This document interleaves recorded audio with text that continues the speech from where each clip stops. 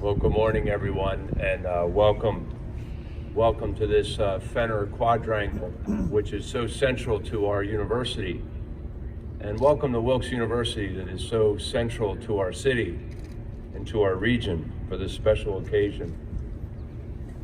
I want to thank you all for taking a few minutes out to assemble as we begin our Veterans Day festivities here that will continue throughout the weekend. And I want to welcome in a special way a few people. First of all, let me welcome all of you veterans, those of you who have served in our armed forces, who are serving currently, or the young men and women who plan to serve in our armed forces that represent our ROTC program. A special welcome to all of you today. And let me welcome our friends from down the street, anyone who joins us from King's College today. In particular, my friend, proud Wilkes alumnus, and the president of King's College, Father Ryan.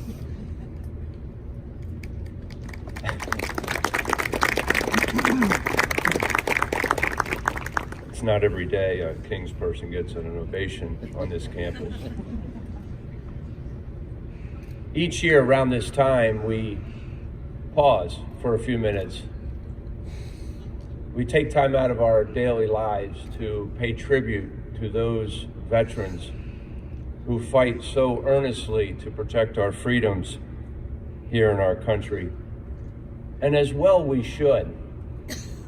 You see, every single time that our nation has been threatened by a foe or summoned by a friend, our American military men and women have responded. As you well know, they're responding right now in the Middle East. And before that, it was in Southeast Asia. Before that, the Korean Peninsula, the Pacific, and of course, twice in Europe, World War II, and at the beginning of the 20th century, World War I. But it's World War I think we ought to remember in particular this weekend, because after all, it is 100 years ago on Monday that the Armistice was signed to cease hostilities in World War I. In fact, Veterans Day was first, as many of you know, Armistice Day.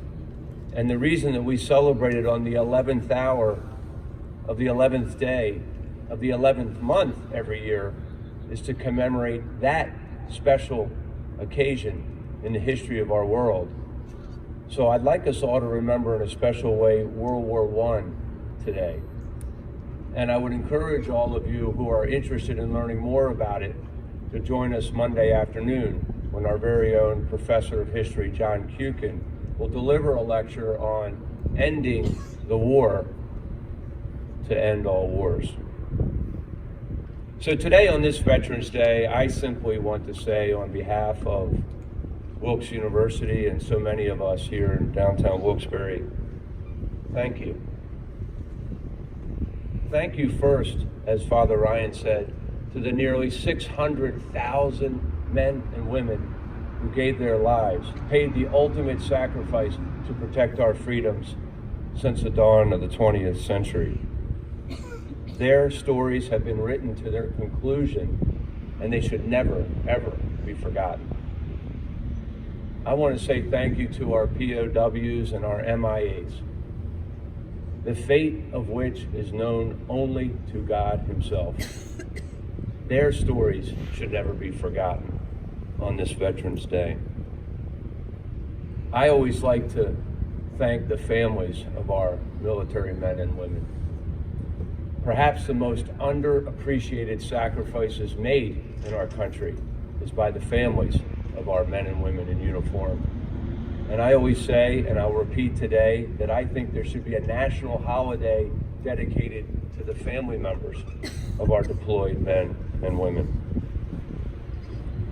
But most importantly, of course, I want to say on behalf of this university, and if I may be so personal as to say on behalf of my wife and my 4 kids, to all of you veterans, thank you. Thank you for protecting our very way of life.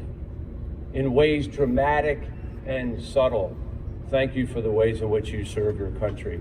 I always remember on a day like today, Neil DeDurka, who was a Wilkes alum, who was flying a military plane when he had mechanical trouble, and he had to make a split-second decision whether to try to land that plane in a very crowded suburban area in California or to just divert it out to sea, killing himself, but saving dozens and dozens of people in the process. I'd like to say thank you to the individual I met just here on campus a couple years ago who was a medic on Guadalcanal. And he told me with such vivid memory how hard it was to be a medic there when dozens and dozens and dozens of servicemen would come, and he had to make a decision instantly whether that individual was worth trying to save or not. And I think of the individual I met just up in Scranton a couple years ago. He was on patrol in the Middle East, in Iraq. He was a victim of a sniper bullet. He lost eyesight in one eye, was partially paralyzed for the rest of his life. And when I said to him, thank you for your service to our country, you know what he said to me? He said, Dr. Leahy, if I knew what was going to happen to me and I had the choice to go on that patrol again, I would do it again because I love this country, he said. To all of those individuals and to all the much less dramatic ways that our veterans serve our country, I know you join me in saying to them today, as simply and as sincerely as we can muster, thank you. But I'll conclude by always suggesting to you that we remember the wisdom of President Kennedy. President Kennedy said many years ago, as we express our gratitude, let us not forget that the highest appreciation is not to utter words, but to live by them. I'd ask all of us to figure out how we, in our own kind of way, can continue to serve our country the way in which our veterans have served theirs. I would ask that we find ways to let the heroism and the bravery and the self-sacrifice of our veterans inspire our own acts of heroism and sacrifice and bravery. And I hope that on this site, in the middle of our campus, that Star-Spangled Banner will continue to wave forever here at Wilkes University.